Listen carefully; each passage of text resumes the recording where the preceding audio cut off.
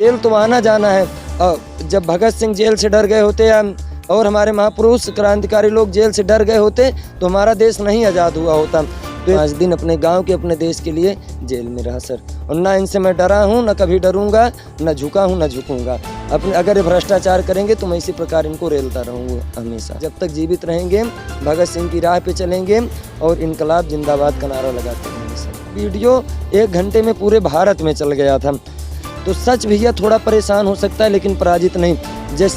अभी इस वक्त इस परेशानियों के बाद क्या अभी पत्रकारिता आप करेंगे या फिर छोड़ देंगे? पत्रकारिता तो साहब हम छोड़ ही नहीं सकते।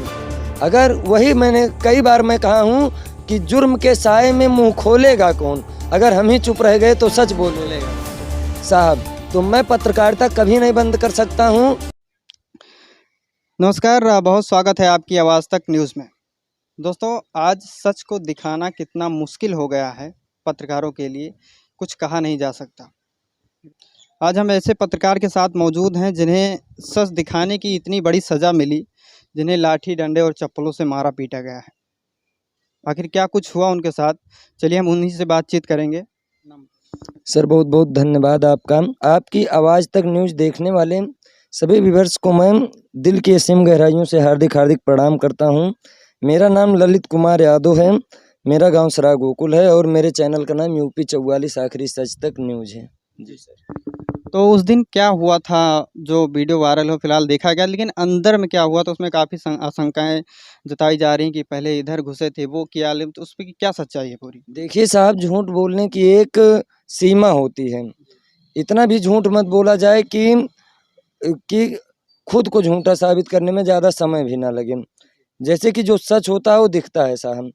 ये इनके जो घर वाले हैं एनम के, जिनसे हमारा विवाद हुआ था, मैं पहले कुछ आपको उसके पीछे वाली कहानी को बताना चाहूँगा। बिल्कुल, पूरी कहानी जानना चाहता हूँ। जी जी। तो सबसे पहले भैया एक केरल की यहाँ पर एनम थी, जो कि यहाँ पर जब तक रिटायर नहीं हो गई तब तक रात दिन यहाँ पर 24 घंटे ड्यूटी दी। अस्पताल बढ़िया चलता था, एनम सेंटर। उसके बाद विद्यावती पांडे जी आ गई, उनकी उसी प्रक्रिया को, उसी परंपरा को एकदम और आगे बढ़ाई। 35 साल वाले विद्यावती पांडे जी थी, लेकिन 35 साल के बाद जब वह रिटायर हुई तब उसके बाद जनक लली आ गई। उसके बाद जब से वो आई भैया, आज लगभग 6 से 7 महीना का दिन होने जा रहा है, वह अस्पताल कभी नहीं खुलता था। जी जी। और रह गई बात, तो मेरे गांव का सराय गोकुल का बहुत बड़ा गौरव है। बात यह भैया कि हम लोग यहाँ पर एम्बुलेंस आती थी अस्पताल पे, और जो गांव में गरीब व्यक्ति हैं चाय वाय का दुकान किए थे उनका भी चलता था। और एक को कैसा भी हो, सराय गोकुल का नाम था। 5-6 जिला के मरीज यहाँ पर आते थे, अच्छा इलाज होता था। लेकिन ये जो जनक लली आ गई, यह हमारे गांव के ही ग्राम सभा के प्रधान की देवरान है, वो देवरानी है। उसके बाद उनको तो घमंड है कि मैं तो प्रधान की घर की हूँ, चाहे नौकरी करूँ या ना करूँ, अस्पताल खुले या कबाड़ हो जाए, लेकिन हमें क्या, हमें कोई बोलने वाला है। और उसके बाद हमें क्या लगा रहे हैं, झूठा बोल रहे हैं कि वह दारू पीने के लिए पैसा मांगता है, रंगदारी मांगता है। तो इनसे लोग थोड़ा गांव में डरते हैं भैया, ये दबंग टाइप के हैं। तो इसीलिए गांव की जनता, लोग उतना देश के बारे में सोचते नहीं है, चाहे जो कुछ भी करें, चाहे देश को बर्बाद हो जाए। लेकिन कुछ व्यक्ति ऐसे हैं कि वो अपना कमा खा रहे हैं, अपना पेट पाल रहे हैं, तो उनसे देश से मतलब नहीं है। तो मेरे अंदर दूसरी भावना है भैया, मैं नहीं चाहता हूँ कि मेरे देश को अगर बर्बाद होगा, मेरा देश बर्बाद किया जाएगा तो मैं देख नहीं पाऊँगा। तो उसका जिस एएनएम सेंटर की मैं बात कर रहा हूँ, उसका वीडियो मैं 2 वीडियो उसके पहले अपने फेसबुक अकाउंट पे और यूट्यूब पे डाल चुका हूँ। उसके बाद ये 6 महीना बाद वहाँ पर टीकाकरण का दिन था, तो जनक लली जी आई थी वहाँ पर अपना। तो मेरे पास ट्रैक्टर भी है, तो मैं खेत जोत के आया वही। तो उसके बाद मैं कपड़ा वपड़ा भी, मैं अगर नहाने जाता साहब तब तक तो ये चली जाती, मैं बात भी नहीं कर पाता। तो माइक उठाया, डायरेक्ट उनके पास चला गया और पूछने लगा कि सिर्फ पहले गंदगी को दिखाया सेंटर, आप इस सेंटर पे भी जाके देख सकते हैं कितनी गंदगी है। तो सेंटर पे जब मैं गया वहाँ पर, और सेंटर की जब बदहाली दिखाते हुए उनके पास पहुँचा, मैं रूम में घुसा भी नहीं था, मैं बाहर से सिर्फ पूछना चाहा कि इसमें डॉक्टर कौन है और मैं कुछ पूछना चाहता हूँ। तो बोली कि अभी 20 चप्पल मारेंगे तुमको। तो मैं यही कहा कि मीडिया की इतनी बड़ी इज्जत भैया, अब मीडिया इस लायक हो गई, मीडिया को चप्पल से मारा जाएगा। अगर पुलिस प्रशासन नहीं सुनता, नेता अधिकारी कोई भी नहीं सुनता, तो एक ही प्लेटफार्म है मीडिया, जनता अपनी बात बेबाकी से ले जाके मीडिया के पास रख सकती है, तो मीडिया ही एक सहारा है। लेकिन मीडिया की आज ये हालत हो गई है कि वह चप्पल से मारी जा रही है। तो ये कहीं उसके बाद ये फ़ोन लगा दिए अपने दबंगों के पास, गुंडों के पास, जो इनके घर वाले हैं। आप देखे होंगे जो वीडियो वायरल हुआ, उसमें एक हाथ से चप्पल और लाठी और ईंटा चल रहा है। वो हमने नहीं, पूरा देश देख चुका है उस वीडियो को, पूरा देश यहाँ तक कि अखिलेश यादव ने ट्वीट भी किया है। हाँ, तो राष्ट्रीय अध्यक्ष जी का मैं बहुत बहुत आभारी हूँ कि उन्होंने उस लायक समझा और एक हिंदुस्तान का एक जिम्मेदार नागरिक होने का दायित्व निभाए कि मेरे पक्ष में, सत्य के पक्ष में वह ट्वीट किए। और उससे काफ़ी हमारे ऊपर समझ लीजिए कि एक वो हुआ कि हम थोड़ा आज बाहर हैं जेल से। तो उसके बाद भैया क्या हुआ कि मारपीट के ख़त्म हुआ मारपीट उनका। तो उसके जस्ट बाद कम से कम 25 गाड़ियों से इनके घर वाले और इनके जो सहयोगी गुर्गे लोग हैं, वो लोग यहाँ पर आ गए सेंटर पे। उसके बाद मैं अपना जान बचा के भैया पैदल यहाँ से कुंडेभार थाना पे गया और अपनी सारी बात को बताया, वीडियो भी दिखाया। उसके बाद ये सारा झूठा मुकदमा लिखवा दिए कि मैं एएनएम का जाके ब्लाउज फाड़ रहा था और बदतमीजी किया, रंगदारी मांग रहा था, सरकारी संपत्ति का नुकसान, तोड़फोड़ सब यही करवाए हैं, भ्रष्टाचार यही फैलाए हैं। लेकिन उल्टा ला के हमारे ऊपर पैसे के बल पे या कैसे भी मुकदमा लिखवा के पंजीकृत करा के हमको भेज दिए जेल में 5 दिन बाद। और आप लोग मीडिया बंधुओं का इतना सपोर्ट रहा, भारत की जनता का, मेरे गाँव की जनता का काफ़ी सपोर्ट रहा कि मुझे जमानत दिलवा के मुझे जेल से बाहर लाया गया। मैं 5 दिन अपने गाँव के, अपने देश के लिए जेल में रहा सर। और इसका जिम्मेदार सिर्फ एक भ्रष्टाचारी व्यक्ति जनक लली। और जैसा कि आपको जेल भेज दिया गया, तो जेल में आपके साथ कुछ बदसलूकी की गई पुलिसकर्मियों द्वारा?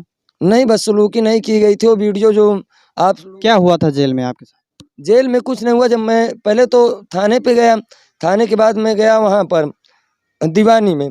तो जज साहब जो हमारे जज थे, वो भी मेरा वीडियो देख चुके थे। इतना आप लोगों की वजह से, आप लोग इतना शेयर किए, मीडिया ने हमारा इतना सपोर्ट किया कि वह वीडियो 1 घंटे में पूरे भारत में चल गया था। तो जज साहब पहले ही देख लिए, उसमें सब सच्चाई दिख रही है कि कौन झूठा है, कौन सच है। तो सच भैया थोड़ा परेशान हो सकता है, लेकिन पराजित नहीं। जज साहब खुद बोले कि आप, वो हड़ताल चल रही थी दीवानी में, नहीं तो कल ही छूट जाते। तो वहाँ से मुझे बोला गया कि आप 10 तारीख को आपकी ज़मानत दे दी जाएगी। ज़मानत दे दी गई है। उसके बाद मैं गया यहाँ पर जेल में। तो जब मैं पहुँचा वहाँ पर, जहाँ तलाशी स्थल है, जो वहाँ के पुलिसकर्मी थे, जेल कर्मी थे, कारागार के, तो वो लोग भी हमारा वीडियो पहले ही देख चुके थे। तो काफ़ी इज्जत सम्मान दिया गया कि आप डरिए मत, आप अपना मनोबल मत छोटा करिए। आप ना तो कोई चोरी करके आए हैं, न 376 में आए हैं, न कट्टा फट्टा में आए हैं, कोई गलत काम करके नहीं आए हैं। आपकी देश की सेवा, आप देश की सेवा करके अपने गांव के लिए आए हैं। इसका मैं भी आपका बहुत सम्मान करता हूं। और जितने दिन मैं वहां रहा भैया, मुझे काफ़ी अच्छी सुविधा में रखा गया। लेकिन मैं उस सुविधा को ठुकराता हूँ। कैदी चाहे सच्चा हो चाहे झूठा, कैदी कैदी होता है। तो जितना भी वहाँ पे हमें काम करना पड़ता था, जैसे कैंटीन वगैरह में, जहाँ भी हमारा ड्यूटी लगता था, हम 5 दिन काम किए, अपना ईमानदारी से वहाँ भी रहे। और जितने भी लोग थे वहाँ जेल में, उसको मैं बताया सारी बात कि दिल मत छोटा करिए। ऊपर तो हम बोले कि भैया जेल तो आना जाना है। जब भगत सिंह जेल से डर गए होते, या और हमारे महापुरुष क्रांतिकारी लोग जेल से डर गए होते, तो हमारा देश नहीं आज़ाद हुआ होता। तो ये समझ लीजिए आपकी परीक्षा ली जा रही है, भारत में हमारी परीक्षा ले रही हैं। जब हम बाहर जाएंगे तो और बेबाकी से हम इनकी भ्रष्टाचारी उजागर करने का, और एक साथ एक संगठन बना के, आज मैं अकेला अगर भ्रष्टाचार को ख़त्म करना चाहे, लेकिन जेल में गए तो हमारे तमाम साथी मिल गए।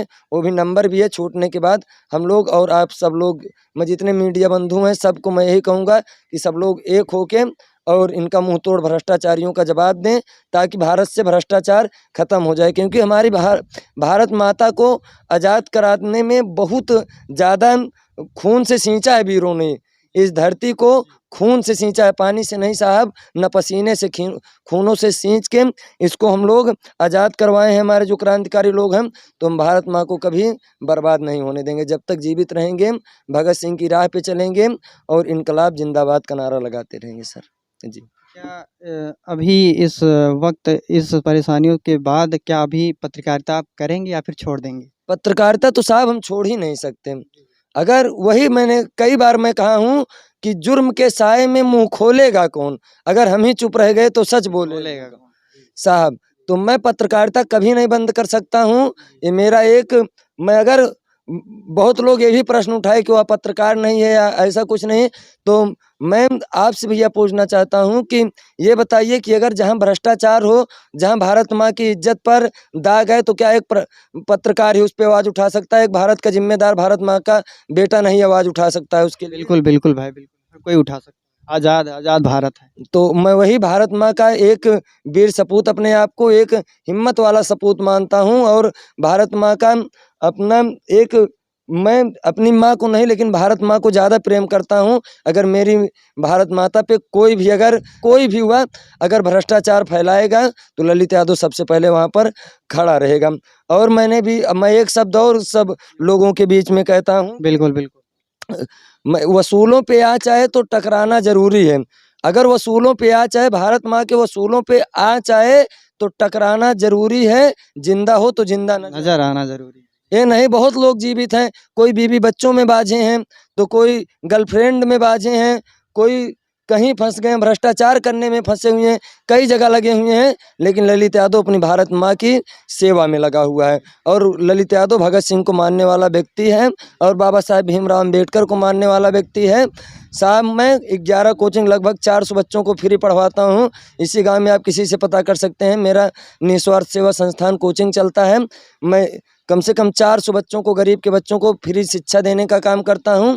और प्लस जितने भी गांव में गरीब हैं, अगर इनको कहीं भी चोट लगती है, कोई भी बीमार होता है व्यक्ति, तो मेरे पास सेंट्रो कार है, मैं उससे जिला अस्पताल तक फ्री इलाज करवाने की संभावना अपना व्यतीत करता हूँ। अगर कोई भी डॉक्टर या स्टाफ नहीं सुनता है, तो मैं वहाँ सबसे पहले अपनी जान की परवाह ना करते हुए भी मैं मैदान छोड़ के भागता नहीं हूँ, अपनी बात को बेबाकी से रखता हूँ, क्योंकि आज़ाद भारत है, मैं आज़ाद भारत का आज़ाद नागरिक हूँ। भारत तो मेरा आज़ाद है, लेकिन कुछ व्यक्ति अभी भी चंद नेताओं, चंद गद्दारों, इन भ्रष्टाचारियों के गुलाम हैं। कुछ लोग कॉलोनी के लिए दुआर कर रहे हैं, तो कुछ लोग पंडोह में बाजे हुए हैं, कुछ लोग को फंसा के रखे हैं कि तुम्हारा राशन कार्ड बनवा देंगे। करेंगे कुछ नहीं, सिर्फ इनका आप जाके दुआर करिए, 4 लोग का साथ में फ़ोटो खींच के अपना, अपने आप को जो है बहुत बड़े बलशाली समझ रहे हैं। ऐसे बलशालियों को हम लोग एक तिनका भी नहीं समझते सर, और ना इनसे मैं डरा हूँ, ना कभी डरूँगा, ना झुका हूँ, ना झुकूँगा। अपने अगर ये भ्रष्टाचार करेंगे तो मैं इसी प्रकार इनको रेलता रहूँगा हमेशा। बहुत-बहुत धन्यवाद हमसे बात करने के लिए। कैमरामैन महेंद्र चौरसिया के साथ मैं राहुल रावत, आपकी आवाज़ तक।